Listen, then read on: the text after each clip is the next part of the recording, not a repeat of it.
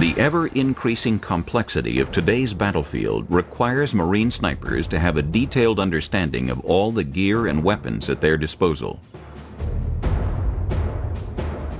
For the Marine sniper, their primary long-range weapon is the M40A5. We have M40A3s and M40A5s right now. The primary difference in the two is the M40A5 has a Badger Ordnance 10-round and 5-round detachable drop magazine, and it has a PGW rail mount above the barrel in front of the scope for inline night sights, the AMPUGUS 27. Like the Army M24, the Marines' weapon is based on the 7.62 by 51 NATO round. But that is where the similarities end. The M40A5 uses a shorter Remington action. The PGW rail mount allows for the seamless integration of the PBS-27 night optic without affecting the zero of the day scope. While the M24 is a breech-loading weapon that can hold up to 5 rounds, the M40A5 has a detachable 10-round magazine that allows for faster reloads. And the weapon is set to evolve again in the next year. What you're going to see in the next year is that M40A5 have a shortened barrel with a different twist rate. Right now it's got a 1 in 12 twist rate and a 24-inch barrel. And in the next year you're going to see that M40A5 have probably a 1 in 10 twist rate and a 20-inch barrel. You have to ask yourself, is the juice worth the squeeze there and having a shorter rifle and suppressed? And I believe it is. Target 2! Target 2! To supplement the effectiveness of the M40A5, the Marines are issuing a weapon system that has the ability to rapidly engage multiple targets. We actually have 2 sniper weapon systems. We have the M40. We also have the Mark 11.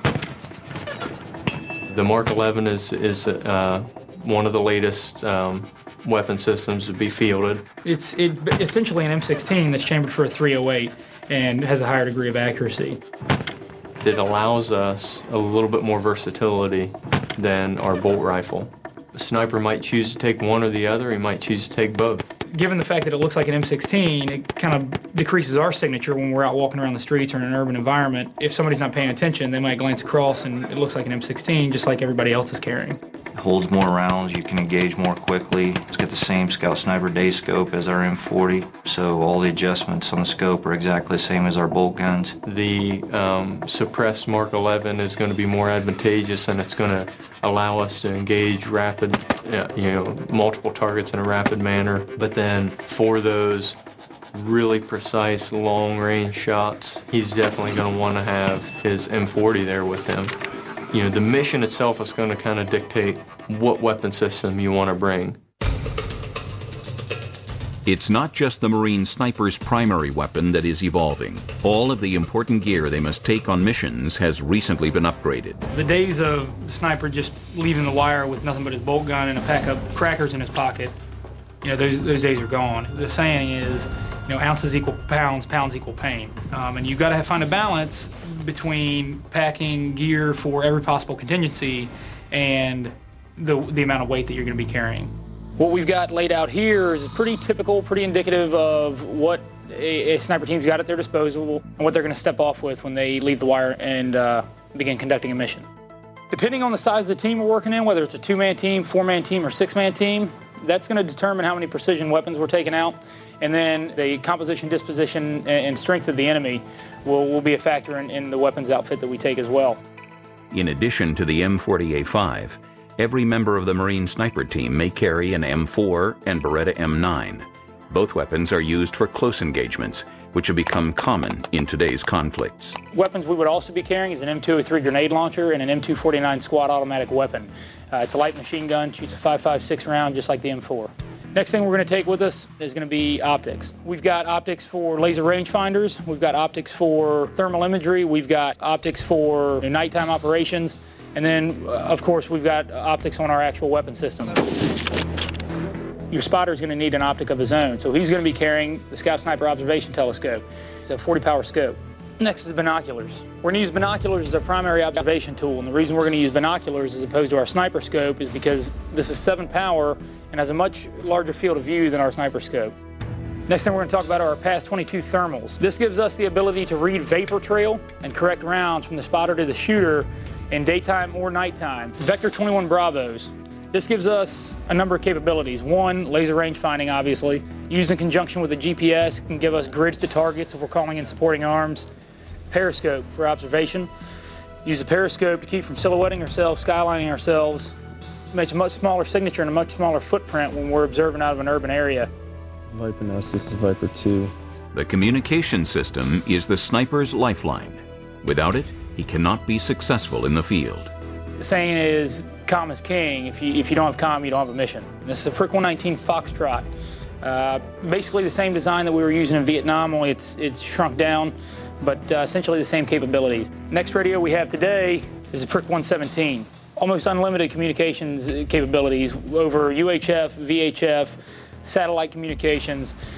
Prick 117 enables us to talk effectively for unlimited distance. Next thing you got to determine is, from your insert point to your actual hide site that we're going to be constructing in an urban environment, are there any green side areas or woodland areas that we're going to need to traverse? If there are, you need to determine whether or not you're going to bring your ghillie suit or a set of green camis. At a minimum, if there is, you're going to want to bring a green cami top and a green cami cover. Next thing we're going to need to take if we're constructing an urban hide is some type of urban hide kit. They contain screen, they contain basically like tent poles to hold up and support the screen, and they also contain black parkas, which would serve as a type of ghillie suit when we're in the urban hide. In today's desert battlefield, it has become difficult for snipers to refill their water supply, so they are forced to bring all the water they will need for the mission with them. For every gallon of water you're bringing, you're adding about 6 pounds to your pack. If we're staying out for 3 days, say for example in Iraq where the summer temperatures easily reach 120 degrees, your body needs to consume a considerable amount of water. So we're going to typically carry a Camelback hydration system, and then on our gear we'll have a number of canteens. The next thing we're going to do is we're going to take our rations, our MREs, meals ready to eat.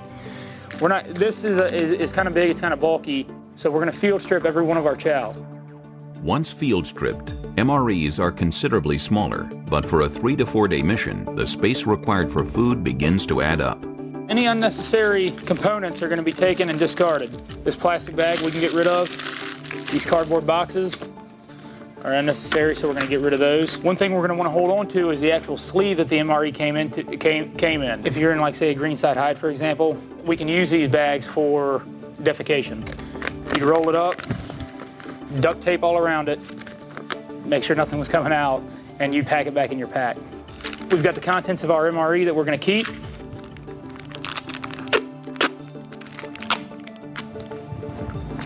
And this is your field stripped MRE. So considerably smaller than an MRE that has not been field stripped, and gives us a little bit more room in the pack. Next thing you're going to pack for every mission is going to be your sketch kit. In your sketch kit, you're going to have a calculator for calculating range estimation formulas, wind formulas, and any angle shooting formulas. You're also going to have range cards and field sketching materials. We've got the MTV. Now the MTV gives us the ability to put SAPI plates, bulletproof protective plates, in the front, the back, and on both sides. This is going to give us the most protection, but it's also the bulkiest and it weighs the most. Now we've got to carry deuce gear. We've got to carry ammunition for all of our weapon systems. Each member of the team will carry approximately 6 to 10 magazines for his M4, around 2 to 4 15-round magazines for his 9mm, and the sniper will carry about 20 to 40 rounds for his M40A5. Now some of this gear, especially the radios, are going to be sensitive to water. So one thing we're going to want to do is waterproof all of our gear. So we're going to make sure we have waterproofing bags. 550 cord can be used to facilitate constructing shooting positions when in the hide site. On every mission, you're going to want to bring some type of light. So we've got a headlamp. Always going to want to bring duct tape or sniper data book. You're going to want to bring your slope doper, tripod with a gun rest. One thing we're always going to bring is our helmet. So we're going to make sure we have our map, our compass, the dagger, GPS for surveillance and target acquisition. And lastly, is going to be our rucksack. All the gear you see here in front of you and behind me will go in this ruck for the mission.